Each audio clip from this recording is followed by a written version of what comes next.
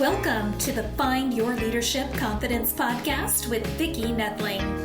You are about to discover impactful lessons that help you grow as an individual, grow your confidence, and find the positive and good within you, so you powerfully and authentically become the best version of yourself. Be sure you visit our website at www.findyourleadershipconfidence.com. While you're there, subscribe to us via your favorite network. Now tune in, get ready, and enjoy the journey of emerging as a leader of exception in the 21st century. Welcome, everyone, to the Find Your Leadership Confidence podcast. I'm your host, Vicki Noethling, coming to you from Roswell, Georgia. The goal of this podcast is to bring topics and guests that will empower you to become that confident leader and take your business and your life to the next level. Today, I am very excited to have Cheryl Polk as my guest. And let me tell you a little bit about Cheryl. She is a renowned holistic career coach, certified professional resume writer, and recruiter who has helped 3,000 plus clients improve their physical, mental, emotional, and social, financial, and spiritual well-being through career alignment. As the owner of Excel Resumes and Career Coaching, she has experienced the joy of assisting clients in attaining work-life balance. She is a top-rated LinkedIn recommended and specializes in career identification, skills development, career and business transitions, interview preparation, so important, and personal branding strategies for students and adults at all careers, at any level, at any stage. She is now an empty nester who lives in Nashville, Tennessee, with her husband and enjoys staying active in her community and church. Today, we're going to talk about something that I told her in the beginning is really a great subject, and it's not where you start in your career. It's all about where you finish. So we're going to have a great conversation today. Please join me in welcoming my guest, Cheryl Polk. Cheryl, so excited to talk about this. Hi, Vicki. Thanks for having me. I'm excited to be here. Before we get into all of the fun stuff, we're going to talk about two easy questions. The first is, we said that you live in Nashville. That's always my first question. Where do you live? But how long have you lived there? Since 2020, I moved here actually in the middle of COVID. So I was born in, yes. So I was born and raised in the Atlanta area, so not too far from where you are now. And then, but I moved here in 2020 from Houston. So we lived in Houston for 13 years. Oh, wow. So I really gave the accolades of where you are today, what you do, but I'd like for you to take a moment and just share about that journey that you had that led you to do what you are doing today. What was that pivotal moment that said, I really have to help people with their resumes and their interviewing and all those things. So talk a little bit about that journey. Yes. So I am the epitome of it's not about where you start, but where you finish. Because when I graduated from college with a degree in accounting, I did not have a job lined up. I had very poor interviewing skills and lacked self-confidence because I didn't have any experience in the field. And because of that, I started off as a temporary employee. Now, the good thing is I was able to get a position with a division of a Fortune 500 company, and that allowed me to be able to work my way up. And so I did that. And within 5 years, I ended up becoming the accounting supervisor for the general accounting department. So thankfully, my hard work led to promotions. And then after a while, when we began to start our family, I started staying at home with my children, became a stay-at-home mom and eventually a homeschool mom, and did that for a few years. And then I decided it was time for me to return to the workplace. And I decided I wanted to do something a little different. And I ran across a recruiting position. I thought it seemed pretty interesting, but I didn't have any experience, but I decided just to give it a try anyway. So I applied on a Friday, and to my surprise, they called me on a Monday. And to my surprise, they offered me the job, and I really liked it. But the part I didn't like was the fact that I had so many qualified candidates whose resumes I couldn't pass along because they were unprofessional or had spelling errors or just, not a good representation of the candidate. So I ended up spending so much time making adjustments to resumes just so I could pass it along. It ended up becoming more of a passion of mine. And so I ended up becoming a certified professional resume writer, then eventually a master certified career coach. And I've been doing that ever since, and I've loved every moment. Awesome.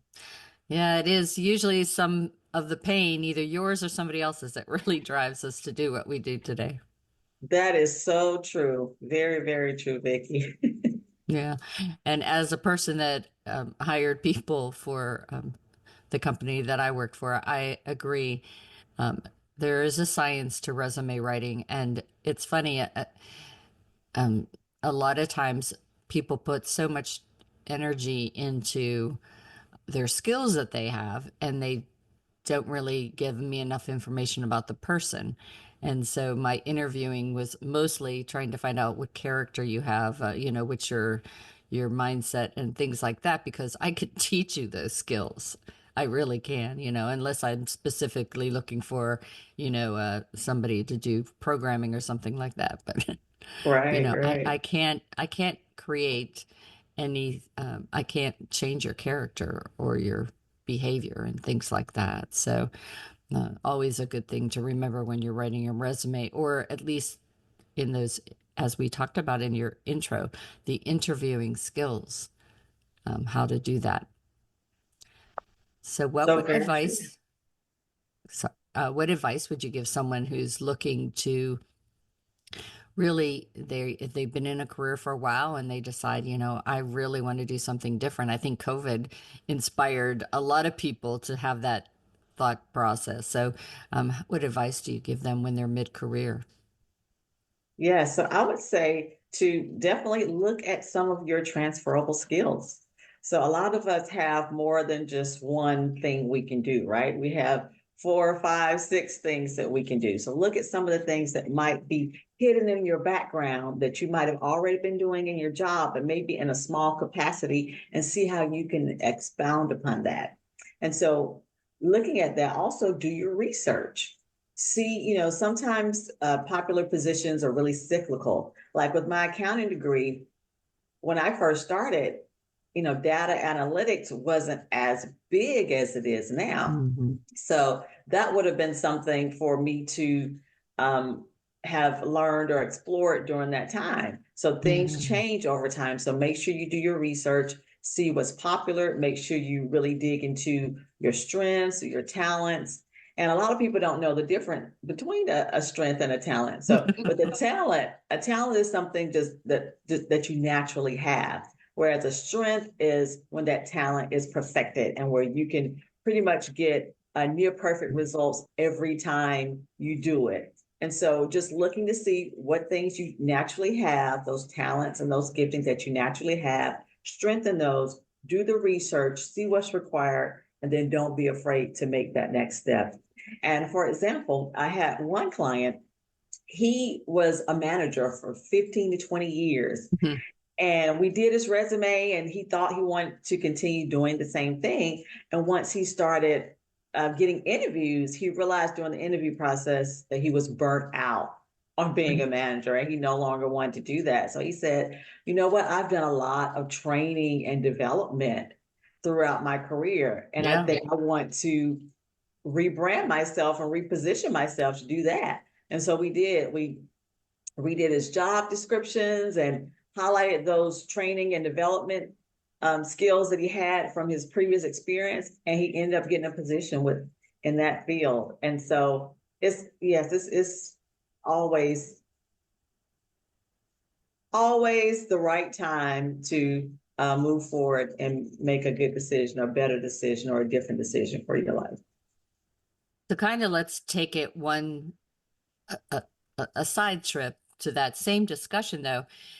a lot of stay-at-home moms like you were decide, okay, I either need to go back to work or I need an adult conversation now. So they struggle sometimes with preparing a resume because they think, well, I haven't been in the workforce. What skills do I have to bring to the table? And we could have a whole day's conversation on that, but go ahead. Yes, absolutely. So definitely a lot of those organization and planning skills that stay-at-home moms have to use day to day are very important. Also, the budgeting skills, the multitasking that we have to do, all of that is important, and we can definitely highlight all of those things. And then a lot of times people do a lot of volunteer work, or they might do freelance things or projects on the side. So always look into those as well. Sometimes people have a crafting business. They might be doing crafting shows even while they're being a stay-at-home mom. So also look and see what little special side projects you might have been doing, volunteer things you might be doing as well. And so all of those things we can highlight all of those things as being relevant experience on your resume. So never devalue any of your experience. It all can be useful. Yeah. And you talked about being a homeschooling mom, and that right there, that puts you right in the training and development path, right?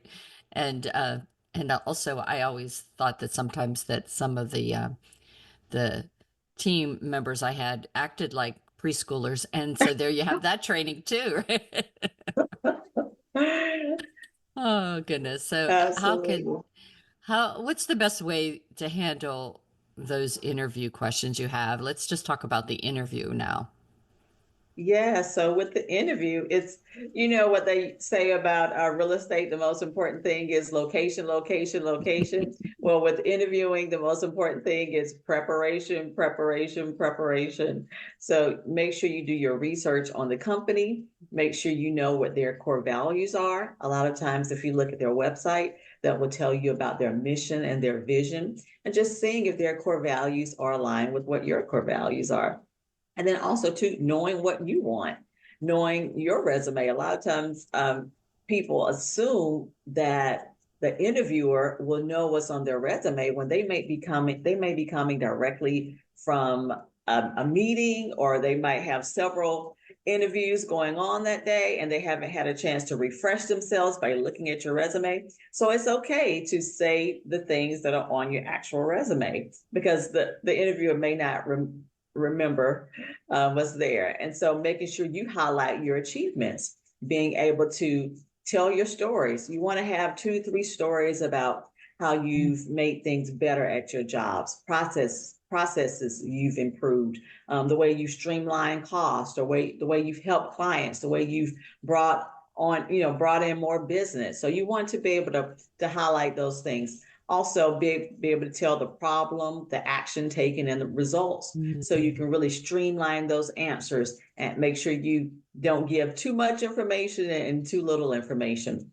So you definitely want to refine your storytelling skills, because situational questions are definitely more important now. They're used a lot more than they were in the past. Very true. And I think something that people forget is that you can ask questions too.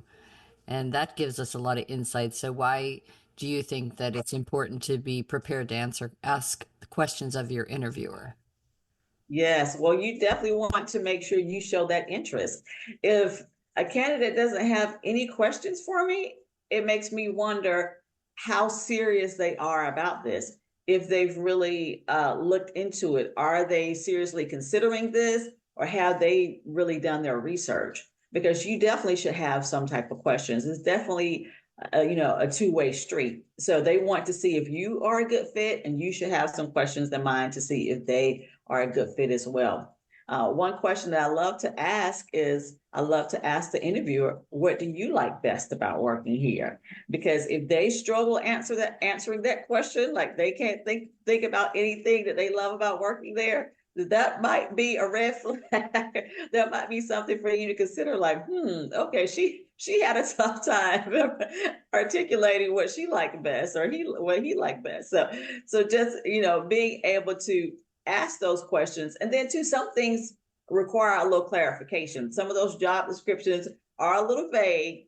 And so it really helped to kind of dig into, if they mention travel, you want to know, do they mean 10% travel or do they mean 75% travel? So you definitely want to make sure it is a good fit. That's a great point. And, hours and travel are uh, things that can make or break, you're being comfortable in that job. So for sure, that's a great question to ask. So there's a lot of different jobs out there. There's a lot of people competing for those jobs. How can you really navigate all that and stay competitive in this challenging job market we have today? It is definitely competitive.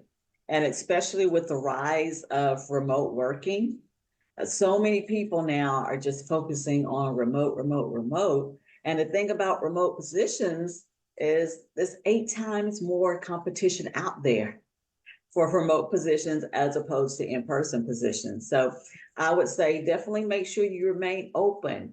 And it's okay if you're in that position where you have to have it, just know it might take you a little longer than if you were looking for something that where you would go into the office. So be patient, make sure you start looking before time, because a lot of times people wait until they get that layoff notice and then they're in emergency mode, or they wait until a recruiter contacts them. They're like, oh, a recruiter has contacted me. Can I get my resume tomorrow? So the thing is to be proactive in your career. The time is over for us to be, reactionary to everything. It's time to really start thinking about the future, thinking about where you want to be in 5 years, in 10 years, and being intentional and doing that research. A lot of times things change so quickly. It's important to make sure you are remaining marketable by getting additional training, looking to see if there are additional certifications you can get, and looking at the long-term value that you can bring to a company.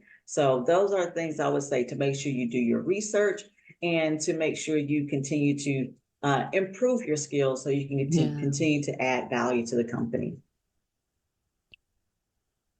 So I retired at 60 and then 2 years later started my business.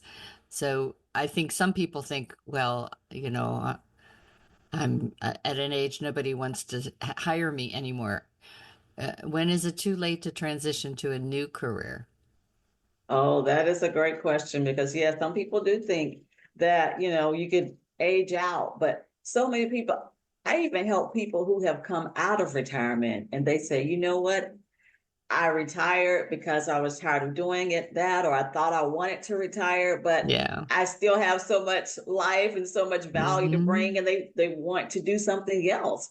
And so for those people, we really look at their background and their skills and their passions, and even as you mentioned, your pain, because sometimes the things that we've overcome in our lives can lead to a new career. So one thing I like to say is your pain can sometimes dictate your path. I remember one time I went to, it was a mental health conference, and so many of those people were telling their stories about their mental health journeys. And a lot of those people wanted to become therapists, psychiatric nurses, and other fields where they were able to use their past experiences to help others. So it's never too late, and it's never too late to decide to do something different, because a lot of times people think once they choose something, they have to stick with it their entire career. And it's okay. Most people change careers 4 to 5 times in their lives, and it's okay. Yeah, being a baby boomer, it was like, no, you waited till you got that gold watch kind of thing. You stayed in a career forever. And it was probably my brother. I have 7 in our family, and so probably my brother that was 2 years 3 years younger than me, when he started his career, he kept on changing jobs all the time. And I thought, oh my gosh. But it was just the way things are going to be going on then. And I think each career you have builds skills that can help you with the next career. You also mentioned about being a temporary first job, and um, I did that after I moved from Pittsburgh to Atlanta. I took temporary jobs because most of the hiring that I did, I would hire temporary people. And I found that it was kind of a great way to see, do I fit here? Is this really what I want? And so you have to keep that in mind too. It doesn't pay as well, maybe as that career job, but it is giving you insights. Absolutely, absolutely. And the thing is, in the past, some of them haven't paid as well, but now it's so hard for to find good people that more and more companies are using staffing agencies. And so you would be surprised. You can really make some good money with those. And a lot of them now even have great benefit plans. They have vacations and paid time off that, for clients, for employees. So yeah, staffing agencies have definitely come a long way. And Yeah. as far as dipping your toe in to see what you like, other ways, internships, job shadowing, there's Yeah. so many different ways. The time, and that's the thing, career coaching in the past used to be for executives or for entertainers, people who you thought, oh, had to have a lot of money. But now the good thing is regular people are starting to use career coaching because they are getting tired of Mm. switching and rolling the dice to see if I'm going to like this. And they're starting to be a little bit more strategic in their decisions and not wanting to keep bumping their heads and saying, oops, okay, this isn't it. Oops, this isn't it. Mhm. So it's totally okay to seek help, with your career decisions. Whereas before, I think it was people expected you to know what you wanted to do and to kind of stick with it. So it's okay to kind of look around to try out different things. That is definitely a myth that we know what we want to do. I didn't go to college till I was 46, and it was so easy going through college because I had almost 30 years of being in the workforce, and it was one of those things that Nice. I, I thought, gosh, I'll bet you I would never have done as well in college at 20 as I did now at I graduated at 50, but the thing I love what you said is that we just have to be open to different things, and you do need coaches, you do need it in a mentor, someone to help you, and that's kind of why I came out of retirement. Is I thought, gosh, I used to help people with their public speaking, and I used to help them decide on their careers, so why don't I do that now? It's because a lot of companies have just a lot of young people, not the people who've been there, done that. Exactly. Yes, mentorship is very important. And that's a part, because I mentioned doing your research, that's part of doing your research too, reaching out to people who might already be in that field to say, hey, how did you get there? And then just knowing, because the thing is, there's so many different paths that people can take. A lot of times people think it's just linear. Oh, I have to go to college and I have to do it, one particular way. But just like you said, you waited to late 40s and got your degree at 50. So yes, mentorship is very important. And then right, asking people if they enjoy what they do, because a lot of times we don't really kind of take somebody out for coffee nowadays and say, hey, how did you get where you are? And do you enjoy it? And what advice do you have for me? So yes, mentorship, networking, very important. I'm so glad you mentioned that. Well, time has flown by. I knew we could talk and talk and talk on this subject. So I hope you out there are getting some great insights. And it's time now for me to share my slide. So let me do that. As always, this is for those that are just listening. I will read the information. All of this information will be on my YouTube channel, Vicki Noethling. So please do subscribe if you haven't done so already. And you also can find it on my Find Your Leadership Confidence.com. And those are listening, the website is excel-resumes.com. Again, excel-resumes.com. On LinkedIn, you can go to Career Coach Cheryl. That's Cheryl. That's Career Coach Cheryl on LinkedIn. Instagram is USA Job Search Coach. Again, USA Job Search Coach. Cheryl's going to talk to you a little bit about our call to action today. Things that you can find when you go to her websites, resources, links, whatnot, as well as what she puts out there on LinkedIn and Instagram and how often, so you can regularly check in with her. So Cheryl, it's all yours.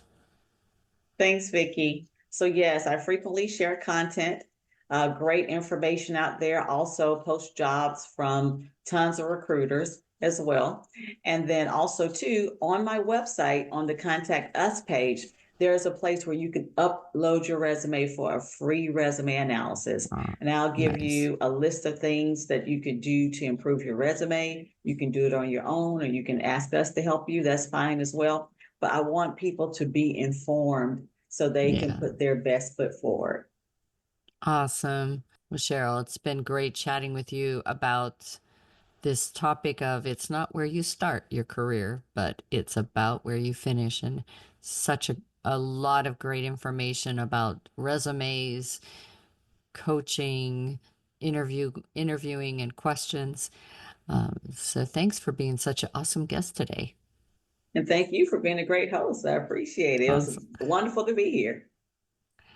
As always, I remind everyone that life is a journey, and it's up to you to enjoy the ride. This is Vicki Noethling, signing off. Thank you for tuning into the Find Your Leadership Confidence podcast with Vicki Noethling, where we share impactful lessons that help you grow as an individual, grow your confidence, and find the positive and good within you so you powerfully and authentically become the best version of yourself. Remember to visit our website at www.findyourleadershipconfidence.com and enjoy even more great episodes like this one. Again, while you're here, subscribe to us via your favorite network. We look forward to seeing you next time on the Find Your Leadership Confidence podcast.